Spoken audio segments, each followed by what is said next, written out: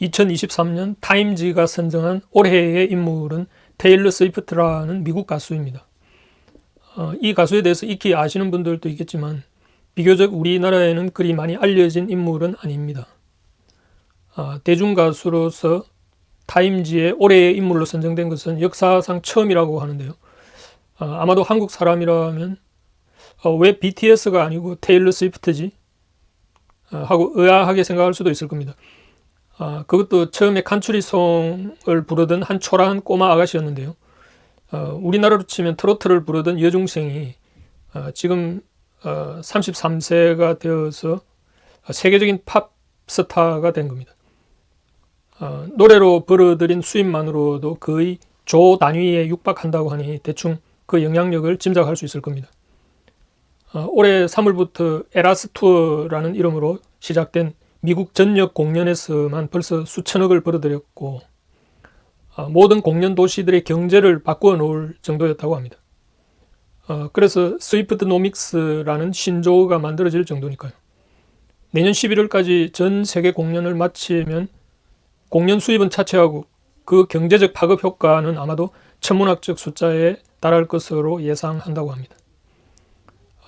그동안 그래미상만 해도 12번, 또 빌보드 39번 등 이전의 모든 그 기록들을 다 갈아치웠으니까요.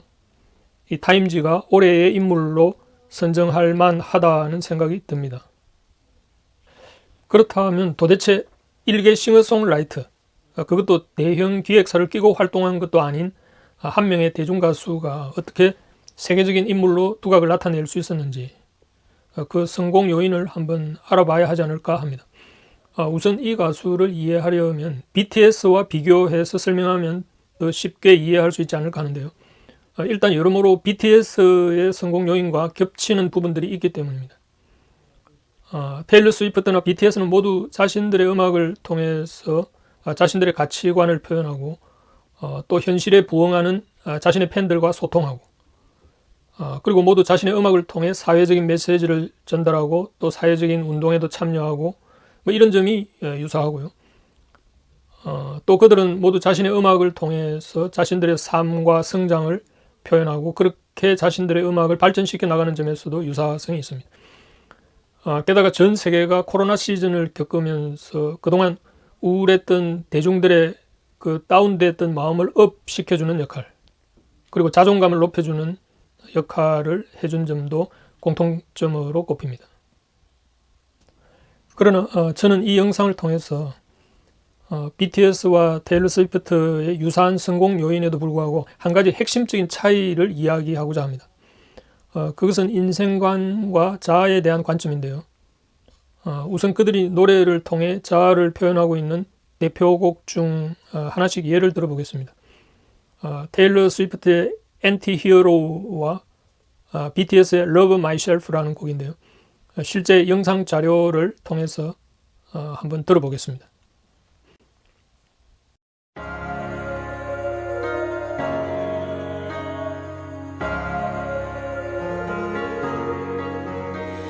눈이 뜬다 어둠 속 나 심장이 뛰는 소리가 났을 때 마주본다 거울 속 나 겁먹은 눈빛 해묵은 침묵 어쩌면 누군가를 사랑하는 것보다도 어려운 게 나 자신을 사랑하는 거야. 솔직히 인정할 건 인정하자. 네가 내든 잣대들은 너에게 더 엄격하단 걸. 네 삶 속에 굵은 날개 또한 널 일부 넓게 이제는 나 자신을 용서하자 break it. 네 인생은 길어 미러 속에서 난 미러 겨울이 지나면 다시 봄은 오는 거야. 작은 밤의 시선 초라한 날 감추려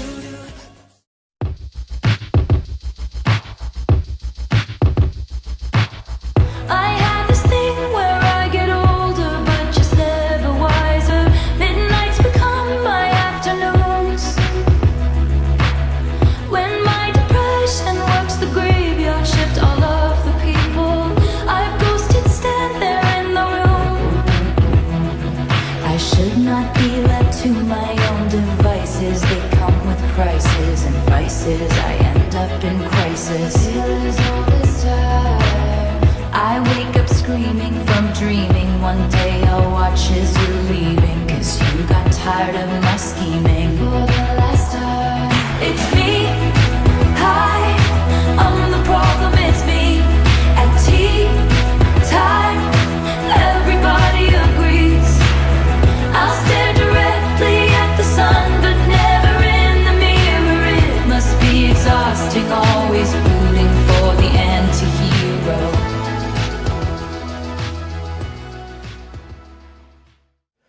이 두 곡에서 서로 아주 대조되는 인상적인 가사가 등장합니다. 두 곡 다 거울 속의 자아를 들여다보면서 자신을 성찰하는 내용인데요. 그리고 거울 속 자아가 모두 일그러진 자아의 모습을 그리고 있고요. 문제는 BTS의 Love Myself에서는 그 일그러진 모습조차 자신의 소중한 자아이기 때문에 긍정하는 내용이고, 테일러 스위프트의 엔티히어로에서는 거울 속 자아의 모습이 너무 추악해서 볼 수 없다는 부정적인 내용입니다. Love Myself에서는 흉터도 별자리라는 말로 전형적인 나르시시즘적인 자아 인식을 보여주고 있죠. 그러나 엔티히어로에서는 거울 속 자신의 모습을 괴물로 인식합니다. 자신의 그 괴물 같은 모습은 세상의 정치가들 같다고 묘사하면서 이타심으로 위장한 내 은밀한 나르시시즘을 봤니? 또 눈부신 태양은 똑바로 쳐다볼 수 있을지언정 거울은 죽어도 못 보겠어 라고 말하고, 문제는 나야, 바로 나 라는 후렴구로 이어집니다. 일단 두 노래 모두 대중들의 다운된 자존감을 높여주고 희망을 북돋우려는 취지인 것은 맞지만, BTS의 노래의 경우는 자신의 내면의 약점에도 불구하고 용기와 자신감, 그리고 남의 시선이나 압력에 굴복하지 않는 자기만의 당당한 모습을 주문하는 반면, 스위프트의 경우는 자기 내면의 힘과 신성을 갈구하기보다는 외적인 용서와 은총을 갈구한다는 점이 BTS와 결정적인 차이를 보입니다. 물론 스위프트의 경우도 몇몇 노래들은 BTS와 유사한 희망을 노래하는 부분들도 있지만, 큰 틀에서 보면 그녀의 노래들은 모두 매우 기독교적 복음을 갈망하고 신앙의 힘에 의존하는 경향이 있습니다. 물론 그녀의 그 대부분 노래들에서 직접적으로 어떤 특정 종교를 표방하는 구절은 거의 없습니다. 단지 그녀의 어머니를 위해서 만든 노래 Soon You Will Get Better라는 곡에 거룩한 오렌지병 매일 밤 주님께 기도합니다. 절망적인 사람들이 믿음을 찾았으니 이제 나도 예수님께 기도합니다. 라는 구절의 기독교 신앙을 표현한 것이 유일합니다. 아무튼 BTS의 노래에 힘을 얻고 삶의 이유와 희망을 발견하는 많은 사람들이 있을 겁니다. 자기 내면의 힘과 신성을 갈구하는 이런 류의 희망은 오프라 윈프리가 주장하는 긍정의 힘, 공유, 경청, 절망을 희망으로 바꿔놓는 에너지와 유사한데요. 일시적으로 이런 긍정의 힘은 우리 삶의 원동력이 될 수 있을지 모르지만, 궁극적으로 이런 류의 힘은 인간의 리얼한 실존을 너무 무시하는 이상주의적 태도일 수 있습니다. 그렇기 때문에 이런 류의 자기 긍정의 힘이 궁극적인 인간의 문제,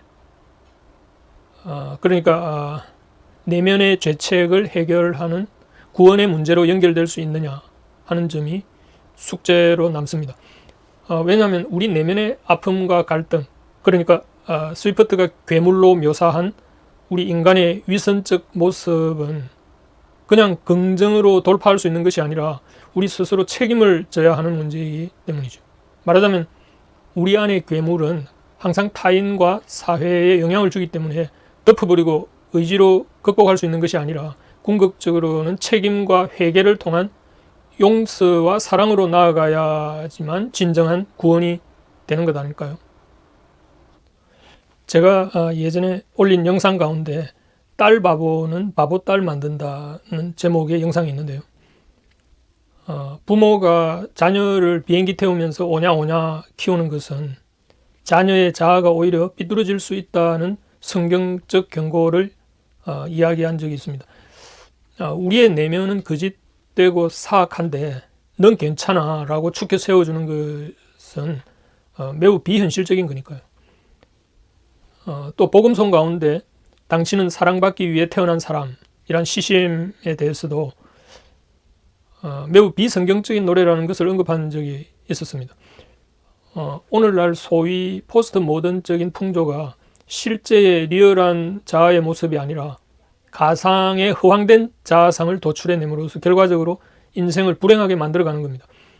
그러니까 포스트 모던 풍조는 어떤 실제에 앵커되지 않은 가상적인 이상 속에 자아를 빠뜨리기 때문에 뭐랄까 일종의 요즘 유행으로 말하면은 현타가 온다 하는 말을 부쩍 많이 하지 않습니까? 현타가 무슨 말입니까? 이 말하자면 자기 긍정을 열심히 해서 순간적인 즐거움에 빠지지만 곧 공허함이 찾아오는 겁니다. 오늘날 젊은이들이 자기의 진짜 생얼굴보다 꾸민 화장 얼굴을 해서 예쁘게 보이려고 애쓰지만 실제 리얼리티와 동떨어져 있기 때문에 타인과의 관계에서도 진정성 있게 어떤 그 관계를 맺지 못하는 결과를 낳습니다. 왜 한국인들이 유독 결혼을 기피하고 자살률이 높고 거짓말 범죄가 판을 칠까요? 왜 이런 현실을 벗어난 가상과 거짓에 매몰되어 가는 걸까요? 그런 점에서 테일러 스위프트의 노래는 자아에 대한 성찰이 엄중하고 가상의 자신이 아니라 실존적인 자신의 죄성에 직면해서 미래의 희망을 노래하기 때문에 그녀의 음악적 성공은 포스트 모던이 판치는 현대 사회에 각별한 의미가 있다고 봅니다. 또한 그녀의 음악이 컨트리풍에서 시작한 전통주의 색채가 강하고 또 신앙과 가정을 중시하는 미국의 보수적 전통과 맥을 같이 하고 있다는 점도 그녀의 음악적 성공에 큰 의미가 있다고 보여집니다. 물론 그렇다고 스위프트가 진보적 성향이 없는 것도 아닙니다.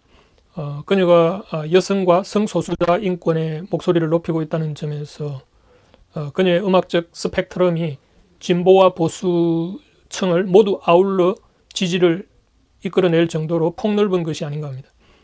아무튼 저는 그녀가 성소수자에 대한 인권을 주장하는 것에 대해서는 비기독교적 성향을 표방했다는 점에서 아주 유감스러운 면이 없지 않지만 앞서 언급한 엔티 히어로 노랫말에 들어있는 괴물 이미지는 기독교 복음의 필요성을 보여주는 매우 성경적인 울림을 가지고 있습니다. 왜냐하면 사도 바울도 자신이 그리스도를 만나기 전에는 죄인 중에 괴수라는 말을 했으니까요. 결국 진정한 자아의 긍정은 우리 스스로 내면에서 만들어내는 것이 아니라 외적인 은총에 대한 자각에서 온다고 해야 할까요? 그런 점에서 테일러 스위프트의 음악적 성과는 놀라우면서도 감사하다는 말을 하지 않을 수가 없습니다.